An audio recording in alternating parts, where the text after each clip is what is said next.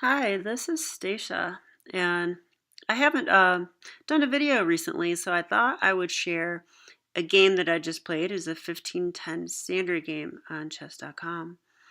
And yeah, I've been sort of studying hard lately.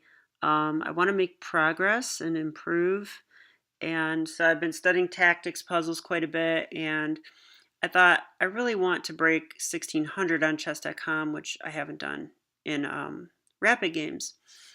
So that's what I've been doing. And this game is pretty interesting, so I'm happy to show it to you. So I opened with d4. I played the white pieces, and I played, by the way, an opponent by the name of Jreim7, rated 1460. At the beginning of this game, I was rated 1520. Okay, so e6. Yeah, I thought about playing the French defense here, which you would get after e4, but I really don't know it, and I was really wanted to try my best this game, so I went with my usual stuff, which is c4. And now he played c6, and so not a real opening. I call this just playing passively, I guess, and really that allows white to really, I mean, you want to take the center and develop all your pieces really quickly, so that's what I'm going to try to do in the opening. Yeah, h6. h6 is really slow, and I would say white's already got an advantage now. All right, so knight c3. The computer suggested bishop f4 here, which I found interesting, with the plan of going e3 and then claim an advantage because your bishop's outside the chain and theirs clearly isn't going to be. So, okay, but I played knight c3, and oh yeah, and by the way, I thought that the reason I didn't play bishop f4 is I was worried about this kind of thing, which really it's okay to play this way. It might even be good for white, but I have some bad experience, and I don't like castling queenside when I've already pushed these guys. So I decided to not play bishop f4 and just avoid that.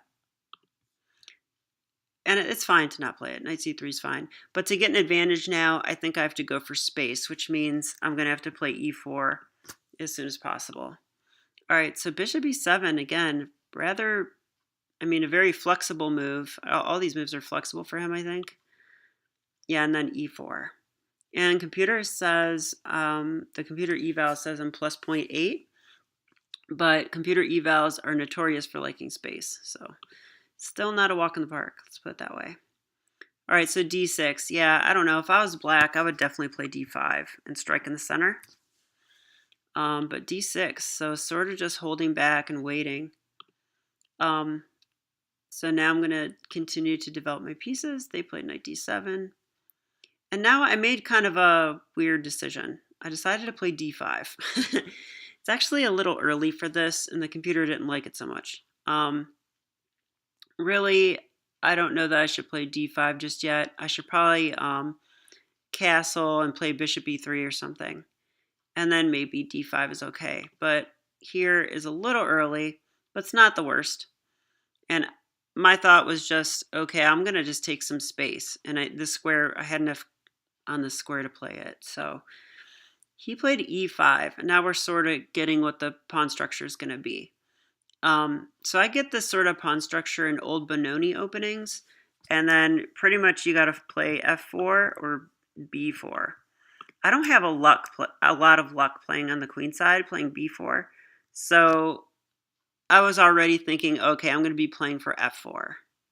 But of course, I want to finish my opening, which is develop my pieces and get my king to safety. All right, so I played the move h3. Why did I play this? I don't like any pieces visiting me on the g4 square in this type of structure, so I just played that. It's probably a little slow, not necessary just yet, but I threw it in. All right, and now my first real inaccuracy of the game. I played this move b4. Yeah, I don't know. I was kind of thinking I want to guard this square. I didn't want him pushing this guy.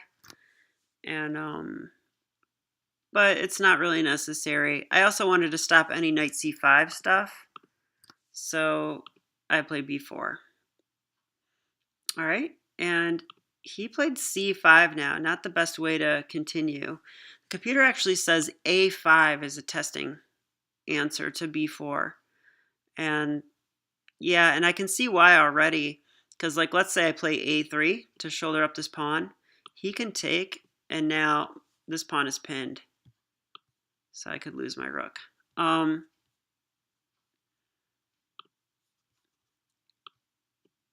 Yeah, so a5, and I really would have to play something like b5. And now, yeah, I don't know.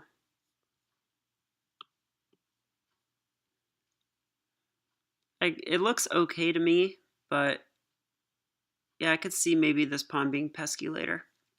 Okay. So anyway, I played b4 and he played c5. And the thing about c5 is that now I can capture, and he's going to have to take with his d pawn, which would give me this pass d pawn in the center. All right, so I played a3, just shoring this up. Otherwise, he could take and hit my knight. Yeah, now he played knight h7. I actually thought this was a bad move at the time. I was like, yeah, that's really... Well, I did it first anyways. And then I noticed he had really good control of the g5 square. So, okay, I figured some pieces are going to be showing up there. And now I thought I should castle, and computer agrees. And he should castle as well. But yeah, sure enough, he brought his bishop out. And I was thinking, okay, takes, and the queen's going to end up on g5. And I didn't like the look of that, so I decided not to capture. But the computer found something really cool here that I wish I would have seen. And that's that you can play knight takes g5. And after knight takes g5, I have the move f4. My f4 break is there. This is only defended one time by this pawn, and I've got my bishop and my rook here. Wins a tempo on the knight, and white has a very strong advantage after this. I mean, notice that white is pretty much developed. I have to get my bishop out, but it's already playing a role. And black is not even castled. I don't know what their light square bishop is doing. Their knight's not very useful. So white can break through in the center here and hopefully open up the game before black's ready and probably have a big attack. So anyway, I did miss that. And instead of that, I played the move knight h2, copying my opponent's bad move. But okay. Or no, I'm sorry. What am I thinking? Oh yeah, I did. Okay, so I was thinking, how do we play f4 before if my knight was there? But that was part of the function of knight g5. That's part of the beauty of it, is that once my knight's gone, I can play f4. So instead, I played a worse move. I played knight h2. With the same idea, though. I wanted to play f4. And he rips off my bishop. Good idea, preventing f4. I take with the queen, re-supporting f4. But now I can play it, but I don't think it would be good because I only have a rook and a queen, so two major pieces. So that explains my next move. I wanted to bring a knight over. I don't know that this guy's doing much here anymore. I mean, he could jump here. That is possible. But I just thought I wanted to support f4. All right, so he brings his knight in. And then I go ahead with f4. Computer says I had something much stronger here. And if you want to look at the position, see if you can come up with what the computer likes. And okay, the computer likes taking on c5. So you take on c5, black takes back, and then it wants knight f3, so hitting this pawn. So, okay. I do like this move, b takes c5, and I do play it a little later. But something very similar. You see my little diagram. All right, so after knight e2, he brought his knight in. Okay, f4. Yeah, f4, and I thought I'd light up my little Christmas tree here in celebration of my f4 break. Yeah, unusual pawn structure. Although you have to admit, looks like white has a really nice center. So I was pretty happy here. All right, he played b6. And now I threw in f takes e5. This is correct. Because you do want to isolate, well, not isolate, but you want this pawn to be weak. Because now I'm going to take here, and this pawn's going to be weak too. Mainly the c pawn. All right, so I attack the pawn, which is currently undefended. He has to bring a rook over. Now I take over here, creating a weakness and winning the b file. So yeah, I was feeling really good about my position. It looks like white has the better center. White has more space. White has the b file. These are all good things. I mean, they're small things, but things that could become problems later for black. All right, he played a6. I was wondering why he played a6. I think it's because he didn't like this maneuver. I was looking at that, so he stopped that. Okay, and now queen b2. So I was really thinking about putting my queen here on d3. Turns out the computer likes this the best. Just the idea of attacking this pawn again. But then I saw I could invade down the b file. So I went for this move. And okay, he defended with queen d6. Pretty much expected that move. And now I went for something. Yeah, computer wants knight g3. I wanted to play this, but I didn't like the look of this after g6. And now my knight just feels useless. But this does create weakness. So maybe this was a good thing to do. But okay, I didn't go for knight g3. It's something to keep in mind. I went for a queen trade. Yeah. But don't worry, this game gets exciting. I get attacked pretty badly. All right. Yeah, queen b6. My idea was just that once he takes, I'm going to have a rook in his camp. So he did take. And now I could double on the b file. And I actually wish I would have now. I didn't in the game. All right, he brings his knight back in. I took it, doubling his pawns on the king side. Although this pawn can be an asset for black. All right, now I want to bring my knight in. So obviously this is a weakness, right? So my idea was to come and attack it that way. Although it's a little bit slow to do this. Computer likes rook c6 here. I'm not entirely sure why. I think maybe we want to go to 7th rank. That could be a reason. Okay. Knight c3, knight h5.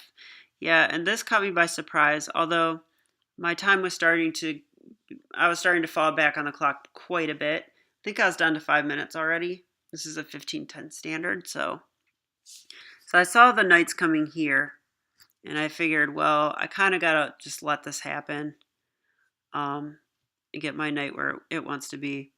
But I did play a prophylactic move, which actually I wish I didn't because I had a better move. I could have played my knight here, and now when the knight hits, I could actually take here. And now I'm defending the bishop. Yeah, so bishop c2 is not necessary. I see that now. Yeah, knight f4. The knight's coming in.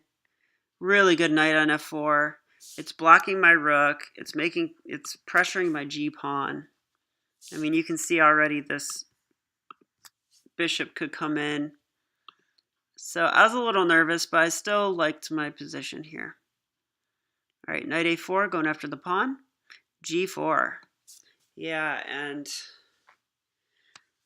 yeah, okay. I mean, I cannot let him take on h3. I think that's just bad. So my choices were h4 or take the pawn. And probably I should have played h4, but I thought after h4, I was worried about this scenario where my king is now trapped on the back rank. Yeah. I'm making all sorts of wrong arrows. Okay, I can't use this. All right, so I took, and the bishop took, of course. All right. So I take the pawn. I'm a pawn up for the moment. He attacks my knight. And now I offer a trade of knights. But sadly, I had a much better move once again. And, well, I think it's instructive because probably I played this quickly because I was down on time. When I'm down on time, I try to just trade pieces, especially if I think my endgame's better. But, yeah, you should always look for checks, captures, and tempo moves, right? And there is a tempo move in the position. Bishop a4, hitting the rook. I think that's a really interesting move. Pretty much you could attack the rook and he could go, well, the computer's saying rook f8 is the best. And then bishop c6. And now we have interposed so that the knight can stay there. Anyway, kind of interesting. Instead, I played for this potential trade. And yeah, my opponent instead played a check. And now I think this is where I get attacked a bit. So testing my defensive skills. All right, my king's on h2 now. Knight d4. So strong knight hitting my bishop. I move my bishop, offering a trade. But again, I don't think trading here is the best. Yeah, it actually likes bishop a4 again. So I had this move. Now my rook is sort of misplaced. And oh yeah, and he wins a pawn too, obviously. So, okay. I took the a pawn. So I am pretty happy with my two pass pawns. I was thinking I was still okay here, even though I'm going to have to survive an attack. So the rook comes down. Notice that this pins my g-pawn. So now this check is possible. So, okay. I was being fearless here. I just moved my knight out of the way. In fact, I don't remember why I played this. That's the thing about time pressure. All right, but I remember why I played rook f1. Not a very good move, but I didn't like the look of this check. So I was stopping it. Also, I had dreams of someday assaulting this pawn, although I think he could just play f6 and be fine. So maybe that's why my rook doesn't belong here. Oh yeah, and also he wins this pawn. All right, I'm asking for a trade again, but no, he comes at me. All right, this is a bit scary for sure. Notice that black's threatening checkmate right now. This knight's doing a great job. This is why I like doing those tactics puzzles. You start to see patterns like this a lot, and then when they happen in your game, you notice. So I am starting to see stuff like that. All right, so I moved my king up to stop the check. But you can check me with the knight. I came this way, check. I had to calculate these checks to make sure there was no mates, but it wasn't too bad. All right, so he comes in here. So now he's threatening here, and then I could come and he could, well, win my rook. So that's why I played rook f3, check. I allowed that, check. And now I like this move, king e2. Notice king e3 looks tempting. You're side by side with the knight, which means he can't check you for a while. And I'd also be threatening him. But black had this move in that case, another check. So I like king e2 because it doesn't look as natural, but it guards all the squares. There's no checks anymore. All right, so I survived. And now I can get back to my plans, which was hitting this pawn. So pretty exciting game, right? I thought it was. I was like on the edge of my seat during this. All right, and yeah, black blunders here. And they don't have any excuse. They had like 10 minutes on their clock. I think I was down to 2 minutes. So I take, yeah, and I love to see moves like that, right? Because now this rook is passive and my rooks are doubled. And you can tell that white's doing really well here. Don't forget I have the passed pawns as well. So I really think white's just winning. So d6, rook e6 attacking the pawn. But now I really like this move, rook f to e7.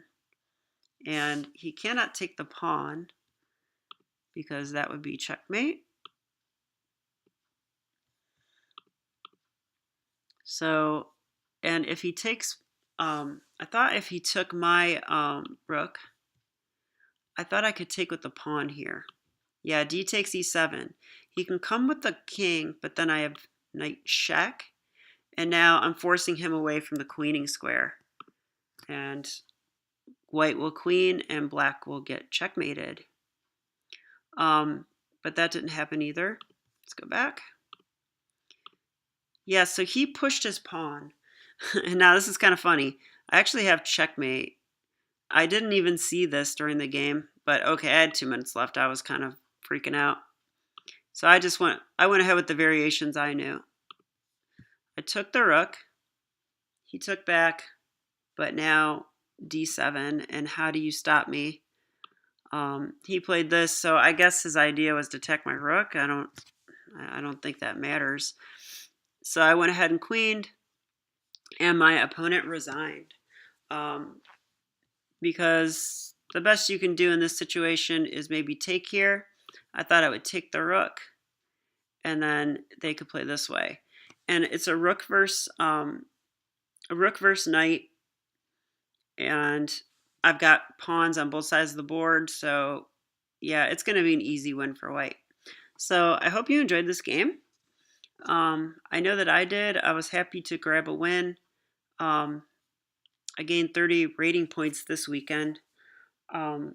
Just played 3 standard games and got 3 wins. So I was pretty pleased with that. One of them was a Slav exchange where my opening prep won. I won in 13 moves. So it pays to memorize openings once in a while. My other game was against a 1600 player. It was an Alvin counter gambit. And he resigned sort of early. I had like a better endgame, but I thought he resigned early.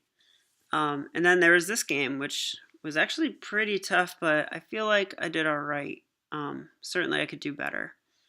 So again, thanks for watching, and I'll catch you later. Thank you. Bye.